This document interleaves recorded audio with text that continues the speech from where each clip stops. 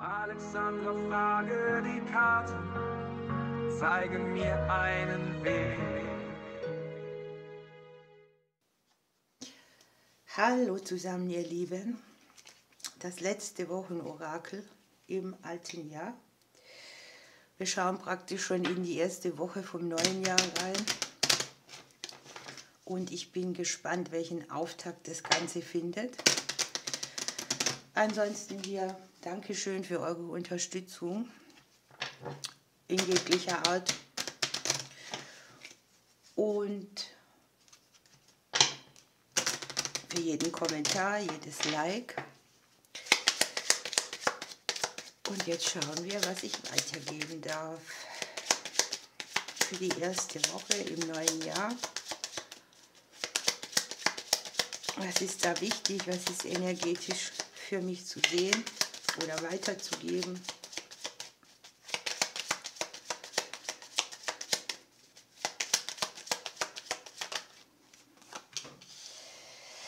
Das Außen ist schon mal sehr wichtig. Es kann hier sein, dass sich für einige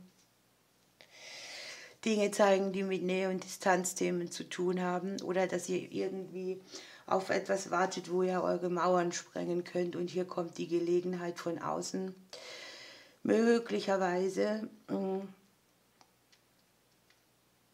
habt ihr hier so Kleinigkeiten, die jetzt über den Bereich Amt, Ämter, Behörde, Selbstständigkeit erledigt werden müssen.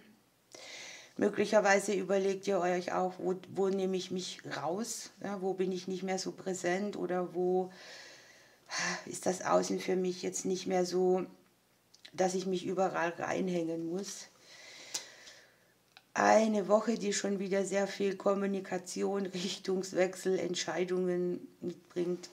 Diese Entscheidungen liegen im Hause des Lebens. Das heißt für mich auch, es gibt einige Lebensbereiche oder Sachen, wo man auf eins wartet und es dreht sich dann mit, und das steht unter einem guten Stern hier. Hier erwartet man vielleicht auch ein bisschen auf eine Antwort oder einen Brief, eine Zusage, eine Kommunikation, die Möglichkeiten mitbringt, auf jeden Fall.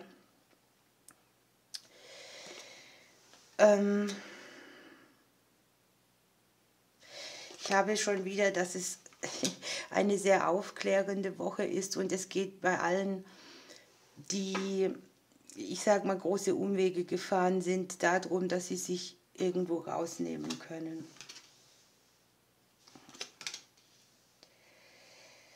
Der ein andere überlegt vielleicht an sich prinzipiell, wo er hier einen Schnitt hin macht. Das kann jetzt das Gegenüber betreffen, plötzliche Wenden, andere Richtungen, nicht mehr involvieren in irgendwelche Dinge. Es scheint hier ganz wichtig zu sein, klug zu sein, wie geht es weiter auf der Lebensreise. Ich habe hier eine Situation, die schnell in die Ruhe kommt, die eine Stimmung der Unruhe oder der Sorge oder ja, der Möglichkeiten mindert, die viel Stress mitgebracht haben. Also es gibt hier ruhigere Wege oder bessere Möglichkeiten, eine Zeit zu verbringen, die nicht so geladen ist mit Energie, die Nervosität mitbringt. Es kann hier sein, dass wir uns klären müssen und dass wir auch Klarheit kriegen und dass hier Entscheidungen nötig sind oder auf uns zukommen, die auch das Haus, die Häuslichkeit, das Umfeld mit betreffen, die Beziehungen, die Verträge. Möglicherweise ist es auch in Paarsituationen so, dass zwei unterschiedliche Meinungen haben.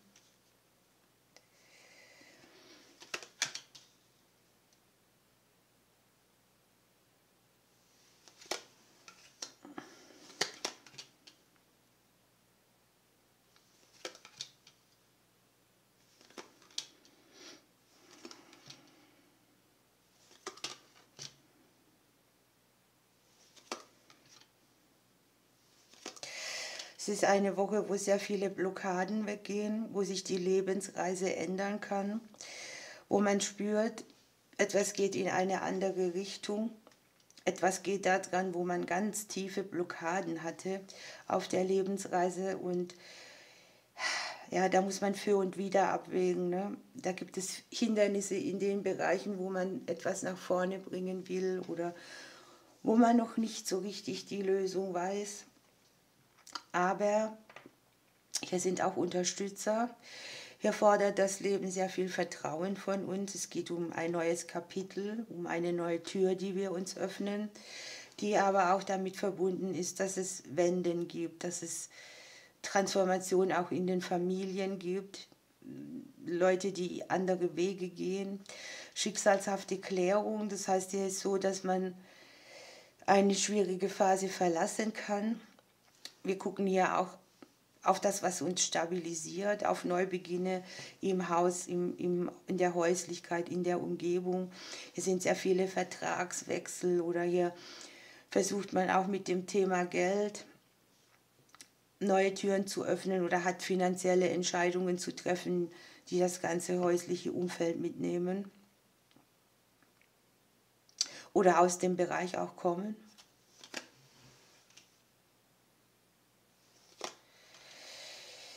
So, dann haben wir Veränderungen, die betreffen unsere Freunde, unser Umfeld auch wieder, unsere Umgebung. Hier darf man sehr gut die Beziehungen angucken. Hier ist ein gewisser Lernfaktor. Hier ist eine neue Erfahrung, die wir machen, eine tiefe Erkenntnis, die Veränderung mitbringt. Und das kann hier auch aus dem Kollegenumfeld kommen. Ja? Veränderung zu neuen Erfahrungen, die mehr auch Stabilität mitbringen oder eine Phase verändern, die lange vorgehalten hat. Erdung, Gleichgewicht, Beruf, Geld, hier liegen sehr viele Themen. Das ist so, wie ich mir hier schon dachte. Und auch für sehr viele Personen. Also es ist so ein Rundumschlag, der viele betrifft, der auch Konflikte mitbringt oder wo man sagt, ich muss mich mal durchsetzen.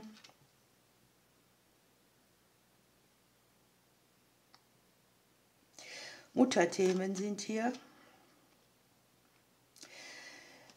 Konflikte mit Personen, die aus der Vergangenheit kommen, die hier tatsächlich, da liegt auch das große Mauernsprengen drin. Das kann jetzt nur auf der mentalen Ebene sein, aber hier kommt man irgendwie auf eine Lösung, die eine Schicksalswende mitbringt, sozusagen.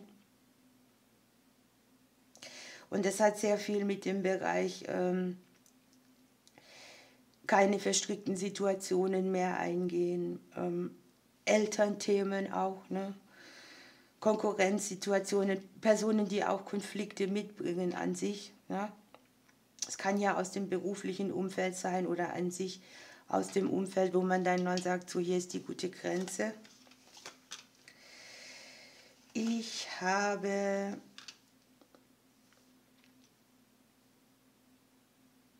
tatsächlich die Finanzen sehr stark hier mit in den Entscheidungen drin. Das können jetzt Sachen sein, die sind von Ämtern oder Behörden oder die kommen aus dem Bereich Vitalität, Gesundheit. Das sind so Krankenkassen, Rententräger, sowas alles. Wir haben aber auch die Arbeit dabei.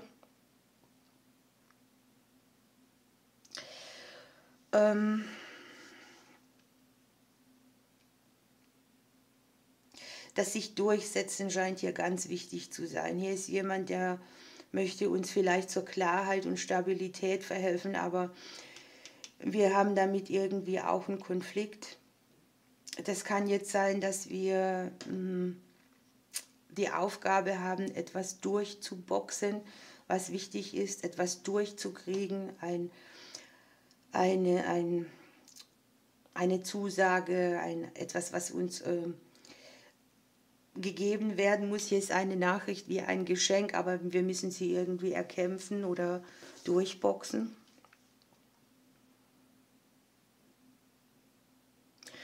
Es ist eine Woche, wo sich sehr viel klärt und wo die Neubeginne im Haus der Sonne liegen und sehr, sehr viel verstrickte Wege, Unklarheiten, DNA-Geschichten gleich mitnehmen. Und es ist so klärend auf das ganze Umfeld.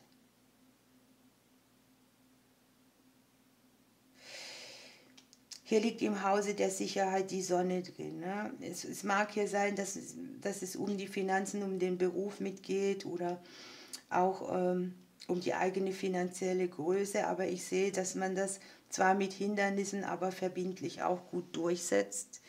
Es sind vielleicht einige Richtungswechsel nötig oder einige Kreisläufe, die sich beenden oder Sachen, die man so nicht mehr machen möchte. Man kriegt vielleicht hier auch Entscheidungen, die wie ein Angebot kommen. Hier liegt im Haus des Berufes der Blumenstrauß drin. Es kann ein Angebot sein, das einen Konflikt beendet. Eine gute Nachricht.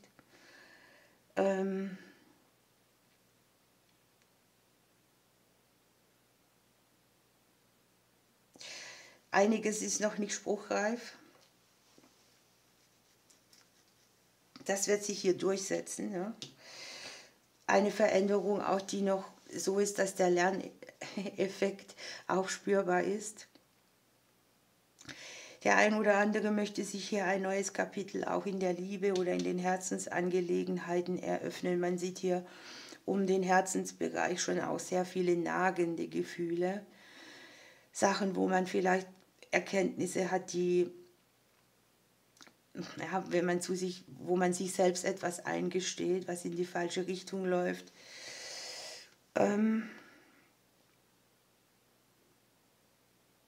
Ich habe kleinere Wenden auch von außen kommen, das haben wir hier oben schon gehabt. Das kann plötzlich und überraschend kommen und eine Energie mitbringen, die mehr Ruhe in irgendetwas reinbringt oder wo ein Feld stabilisiert wird, das vorher mit vielen Gedanken oder Aufregung verbunden ist oder auch Stress. Es ist an sich eine Legung, wo man überlegt, wie vermeide ich zukünftig sehr stressige Situationen. Es geht auch um seelische Blockaden hier, die haben wirklich mit Nähe und Distanz zu tun.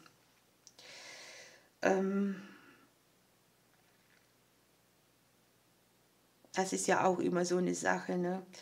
Die einen sagen, wenn du Distanz aufnimmst, du würdest eine schwierige Situation vermeiden. Und die anderen sagen, Grenzen ziehen ist gut. Und das könnte hier auch die Erkenntnis sein, der Lernfaktor, was man selbst so drüber denkt oder ja, wo man sich überlegt, vielleicht auch mal was ganz bleiben zu lassen, ne? Was dann wieder Veränderung und Neubeginn mitbringt. Es kann ein Verhalten sein, ein Glaubenssatz, ein Investieren in all die anderen. Ich sehe hier auch vor allem das Gegenüber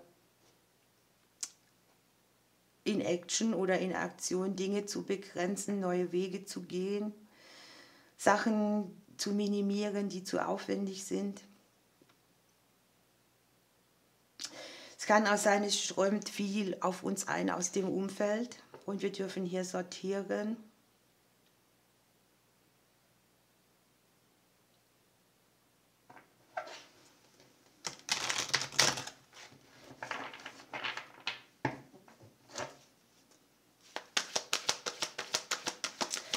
Kann trotzdem auch eine Woche sein, sehe ich jetzt gerade hier, wo es sehr viele Türöffner gibt für Vertraglichkeiten, Möglichkeiten, Sachen, wo man eine Entscheidung benötigt, die längere Zeit wirkt. Aber es geht nicht so ganz glatt. Ne? Man muss da Schritt für Schritt dann durch und auch sich nicht die Butter vom Brot nehmen lassen. Und dann sind hier die Veränderungen, die tatsächlich mitbringen, dass eine Häutung ansteht in dem Bereich, wo wir schon längere Zeit im Dunkeln tappen oder schwierige Lasten auch tragen.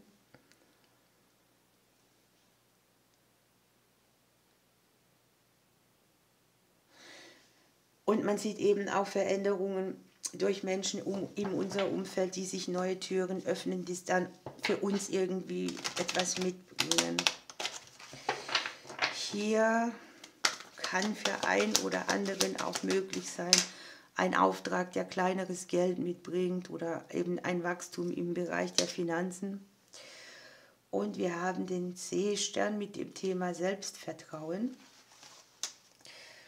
Und wir haben die Motte mit dem Thema Gebundenheit. Und das passt sehr gut, denn hier ist im Haus der Gebundenheit der Sarg drin. Das heißt, hier kann man erlösen, hier wird irgendetwas befreit und das Selbstvertrauen kehrt zurück. Hier fliegt die Motte sprichwörtlich in unser Licht, um uns aufzurütteln, um uns auf was aufmerksam zu machen. Und da möchte sich etwas entfesseln. Das kann eine Verpflichtung sein oder ein alter Vertrag. Das sieht man hier, man macht auch Schnitte hier am verbindlichen Bereich, bei allem, wo die Seele auch dabei ist. Und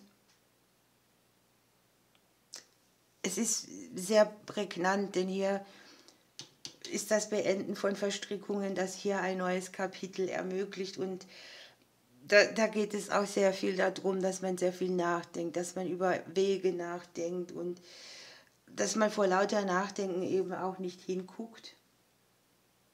Und dass viele Nachdenken auch die Energie verschwendet und uns nicht im Hier und Jetzt ankommen lässt. Ja, hier darf man eine Lehre aus Kapiteln ziehen, die Erlösung brauchen. Das sieht man auch hier. Das kann jetzt mit anderen Personen zu tun haben oder mit Familienthemen, mit Partnern auch, mit Geflechten, die vielleicht auch finanzielle Abhängigkeiten nähren oder sowas. Das ist bei jedem anders.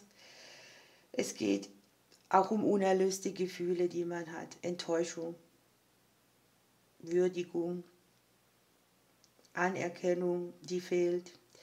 Und hier zoppelt etwas, zoppelt ist schwäbisch und heißt ziehen, Energie. Und hier haben wir dann mit dem Seestern dann, dass der Stern der Meere unseren Weg erleuchten will und eine ganz andere Richtung mitbringt. Hier haben wir die Sonne im Hause der Sicherheit. Ich finde es auch schön, dass die Karte hier gekommen ist, denn sie hat so eine schöne Botschaft in diesem Gebundensein, wo man ja auch denkt, man komme nie raus. Sagt die Karte, du bist behütet, geschützt, du wirst geführt, auch wenn du es manchmal nicht sehen kannst oder wenn es mit den irdischen Augen nicht so betrachtet werden kann oder wenn die Sicht trüb ist. Da wird das Selbstvertrauen wieder mehr wachsen. Die Verbindung nach oben wird stärker. Neue Erkenntnisse, neue Anbindung. Die Karte sagt auch, du hast alles in dir, was du brauchst und vertraue auch auf deinen Bildern. Die große Mutter hat sich deiner angenommen. Und es geht sehr viel um das Gefühl von, ich bin getragen im Leben, ich spüre meine Wurzeln, ich suche einen Weg, wo ich mich so aus meiner Gebundenheit rauskriege, dass ich nicht immer diese Unruhe- und Stressgedanken habe, die mich lehren, anstatt aufblühen lassen. Ihr Lieben, wunderschönes Reading zum Anfang vom Jahr. Ich wünsche euch allen ein schönes neues Jahr. Ich weiß noch nicht, ob ich am Dienstag was mache oder ich das mit den Sternzeichen mache. Ich habe gedreht die Veränderungen für Januar, Februar für jedes Sternzeichen. Und ich bin nicht sicher, ihr könnt vielleicht mal kommentieren, ob ich sie am Sonntag rauslasse oder am Dienstag.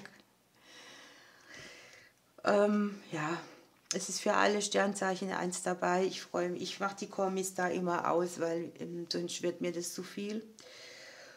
Und trotzdem freue ich mich über ein Like, das ist immer sehr viel Arbeit und es wird zu wenig gesehen. Oder die Reichweite ist zu klein. Aber gut. Ich wünsche euch eine schöne Woche. Bleibt noch dran für ein Auswahlorakel. Ich drücke euch bis bald. Hier bin ich wieder, ihr Lieben. Schauen wir, was ich für die persönlichen Wochenbotschaften noch weitergeben darf.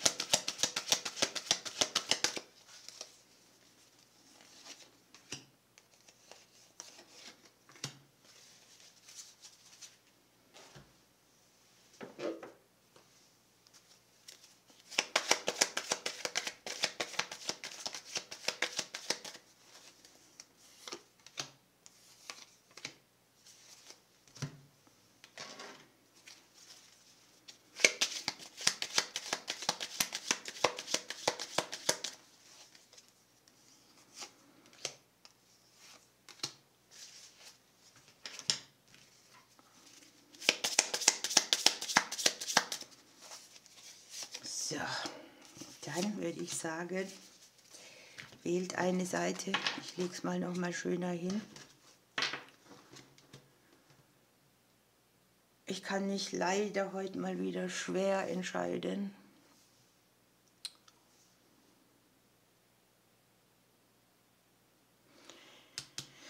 Ich nehme die Seite.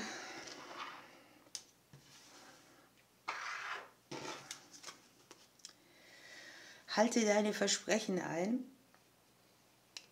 Also hier geht es darum, dass man vielleicht mit etwas konfrontiert wird, wo man mal eine Zusage gegeben hat.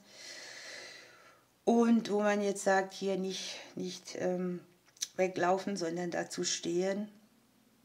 Das könnte auch dieses Ding sein vom großen Blatt, ne, dass man hier versucht, es allen gerecht zu machen und dass es eben eine Erfahrung ist, dass man da was reduziert, um ein Versprechen einhalten zu können. Und hier sind die Zeichen des Himmels. Hier ist ein Gruß von der anderen Seite, der uns mitgeben will, dass alles gut ist und gut sein wird.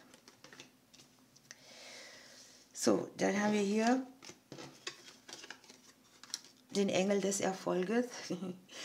Und die Engel ermuntern uns, an den Erfolg zu glauben, die Grenzen zu erweitern, an Aufgaben drangehen, die uns bisher vielleicht auch Angst gemacht haben oder ja, wo wir gesagt haben, da lassen wir lieber die Finger weg, das kann mir nicht gelingen.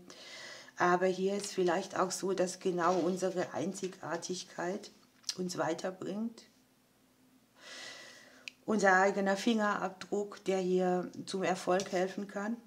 Wir haben hier ein bisschen Verzögerung dabei. Hier plant man etwas, vielleicht auch, was langfristig erst gute Ergebnisse mitbringt. Und wir haben die berufliche Veränderung. Okay, die beruflichen Veränderungen. Für alle, die nicht arbeiten, es sind die Themen, an denen man arbeitet.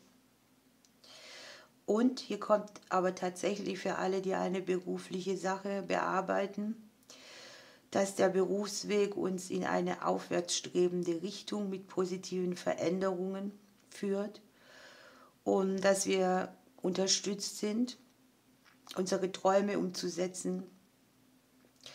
Und diese Veränderung bringt auch mit, dass wir unsere Lebensaufgabe leben können. Hier ist es wichtig, dass wir darauf vertrauen, dass die Veränderungen helfen und dass man etwas gehen lassen kann, was dann auch langfristige Erfolge mitbringt.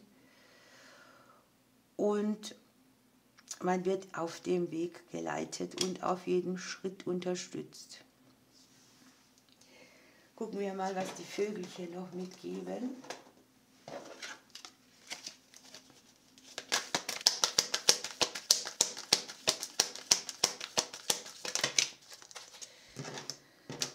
Wir haben die Kohlmeise. Lasse dich auf meinen Flügeln zum unbeschwerten Glück deiner Kindheit tragen. Oder heile als Erwachsener das Leid, wenn es schmerzvolle Zeiten gab, an die du dich nur ungern erinnern möchtest. Ja, hier kann man schon auch über etwas drüber kommen, das lange mit einem gelebt hat und dann eben auf einer ganz anderen Welle die ganzen Dinge betrachten. Denn vielleicht hat uns auch das, was uns in der Kindheit Schmerzen gemacht hat, so geprägt, dass wir heute ein Unikat sind. Okay, dann gucken wir die andere Seite an.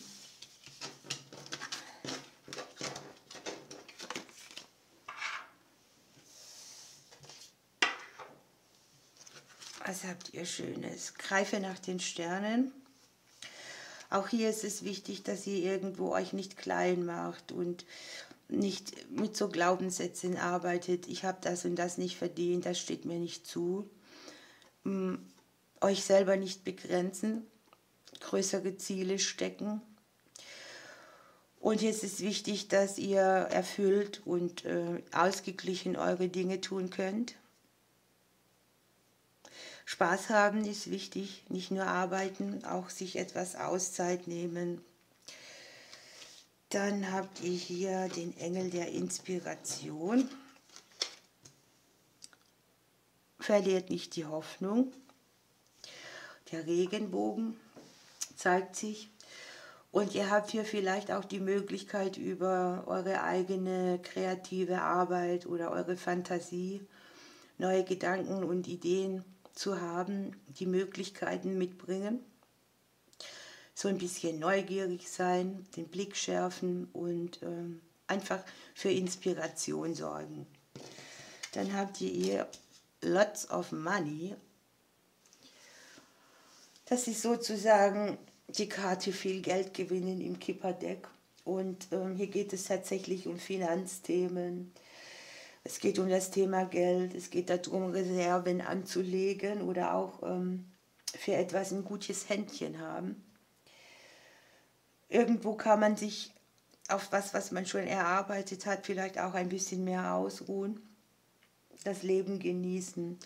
Irgendetwas bringt in der Zukunft eine günstige Gelegenheit mit, finanzieller Art, die mitbringt, dass ihr das Leben mehr genießen könnt. So, jetzt habt ihr hier das Thema Lasst Eifersucht los. Eifersucht ist eine Affirmation, die besagt, dass du irgendetwas nicht hast. Also es ist auch wieder ein Mangelgedanke. Und genau das wird vom Universum manifestiert, weil wir immer wieder dran denken.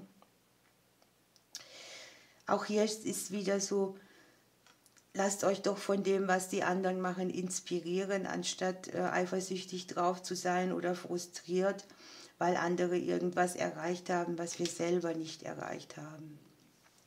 Spannend, ne? So, dann die Vögelchen für euch. Was bringen sie mit?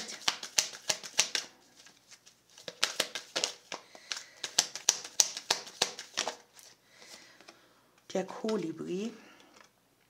Ich bin der fliegende Juwel, hebe dich von der Masse ab.